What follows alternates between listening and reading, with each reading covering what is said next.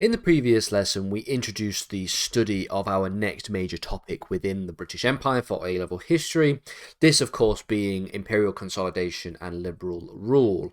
This lesson is going to continue our discussion of the consolidation and expansion of the British Empire in Africa. So we noted at in the last lesson, specifically at the end of the last lesson, the ways in which expansion of territory into Africa took place. It took place through the utilization of effective occupation and the process therein. This lesson is actually going to provide some examples of this, examples of how the British Empire took control using politics and geopolitics to actually expand into a variety of different areas within the continent of Africa. This is following the Berlin Conference of 1884 to 1885, and this is essentially some case studies regarding this expansion and this policy of expansion and the tactics of expansion as well. And this should give you some insight and some detail into examples that you can use and that you can apply in essays or extract questions for this particular topic, so that you can essentially illustrate tactics and illustrate examples using these case studies. So we're going to be looking at the following examples. We're going to talk about the expansion of the British Empire into Nigeria, into Zanzibar, into Uganda, and then finally into Kenya. In the next lesson, we will talk about expansion into South Africa. It's a little bit of a separate issue because it's a little bit more complicated, and we'll talk about that in relation to things like the Boer Wars and all these different kinds of things as well. But for now, let's talk about those four examples that we have on screen. Beginning first then, Nigeria. The expansion into Nigeria was a relatively simple process, so we'll begin with the most simple and sort of work our way up from there. It took place by virtue of their, as we note from the Berlin Conference, effective occupation over territory. This is part of the terms of the Berlin Conference.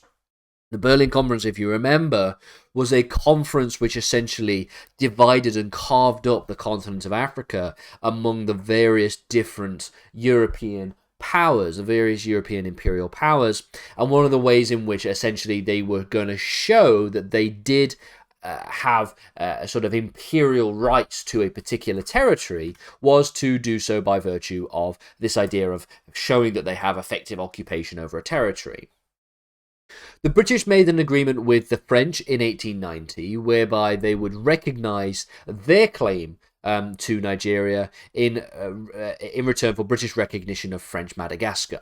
So the French had effectively occupied Madagascar. The British wanted the French to recognise their claim to Nigeria, and so there was a sort of mutual agreement where it's basically we'll accept and recognise your imperialism if you accept and recognise our imperialism, and from there we see these two sort of joint recognition processes. All of this was consolidated in the year of 1900, the turn of the century, when the Royal Niger Company was taken over and Nigeria was divided into two, which would then later get consolidated in 1906. By 1914, North and South were both unified again. When it comes to expansion into Zanzibar, the British Protectorate of Zanzibar began in 1890, and this is again an agreement between various different European powers, this time between the British and the German Empire. They agreed to divide East Africa into a series of spheres of influence, whereby the British would control some parts and Germany would control other parts. Britain were very quickly established a puppet leader inside the sort of protectorate area of Zanzibar. This was Sultan Hamad bin Thurwani. Again, this individual was basically under the control of and under the essential puppetry of the British Empire. The British would control this individual, and so this was de facto British control. The Sultan would remain in power only for 6 years until 1896, when he would mysteriously die. Again, historians don't have the clearest answer of how this happened. At the very least, it was a bit of a mysterious situation that took place. But following succession claim would cause a number of issues when the Sultan's cousin, Khalid, took up the post without the permission of the British. Again, you sort of see a basic succession that you would ordinarily see in various different circumstances in this kind of regard, but of course, because this was a puppet of the British Empire, taking up a post without permission of the British led to an attempt, or at least a number of attempts, on the part of the British to try and remove this new sultan. Failing to get him removed led to the British mounting a naval bombardment of the sultan's palace. So where diplomacy or where sort of insurgency would fail, the British opted instead to use her giant navy to blow everything up. This naval bombardment would last for just over half an hour, at which point the Khalid was overthrown, and the pro-British Sultan was then reinstalled, leading to a recontrolling of the territory of Zanzibar. So basically, the British Empire, of course, had a very large navy at this time, and so any idea or any possibility that they would essentially be able to hold out against British naval bombardment was very quickly quashed. They survived for just over half an hour. When it comes to expansion into Uganda, we can see that this would take place over a good few years. Okay, so the first thing that we need to mention is that the natives of the regions were known as the Buganda peoples. They had been natives and had established one of the strongest African states during this period. Essentially, Uganda is Swahili for Buganda. So that's where the name comes from, essentially. That's where the name comes from. It comes from the peoples. So this is an African state. This is a state or a region, a territory that is under the control of Africa. Now, the infiltration of Catholicism would take place over many, many years, until things came to a head when in 1886, the king at the time, the King Muganda, attempted to reassert authority, executing a number of Catholics. Religion became quite a significant issue when it came to the establishment of his authority. This led to a civil war in which the king would end up negotiating a deal with the British, whereby he would give them some authority in return for support.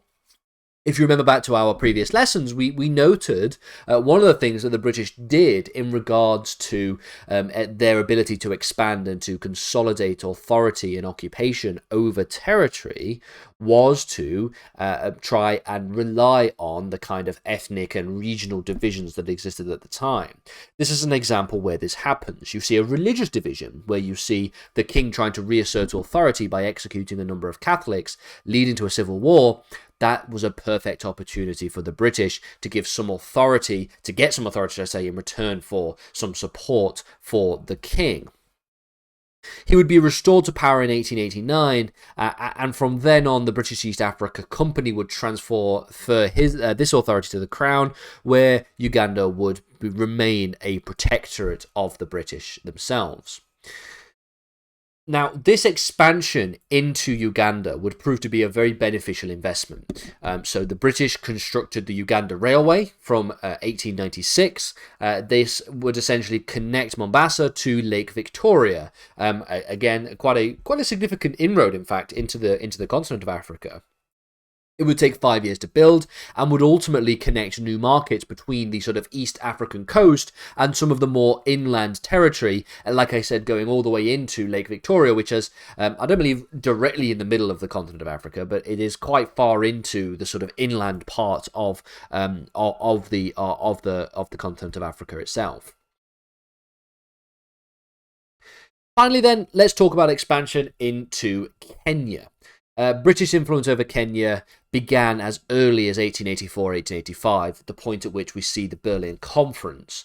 From there, it would prove to be a particularly useful territory, especially when it came to its ability to offer other territories routes to and from, so such as Uganda being one such example.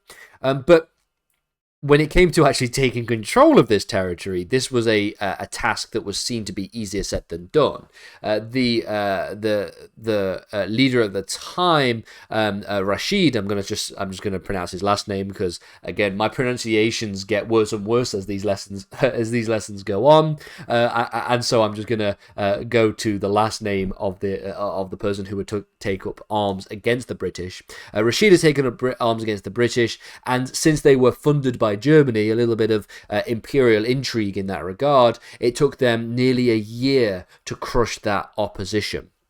So, just like the British had opted to utilize regional divisions and ethnic conflict and internal divisions to try and sow their authority, so too did the German Empire with regards to their authority. And so this came to head when there were two issues here where you have two empires sort of competing against each other to keep control of a particular territory. So it took nearly a year, to crush this opposition. At which point they were made a protectorate in 1895, and then they became an official colony by 1920.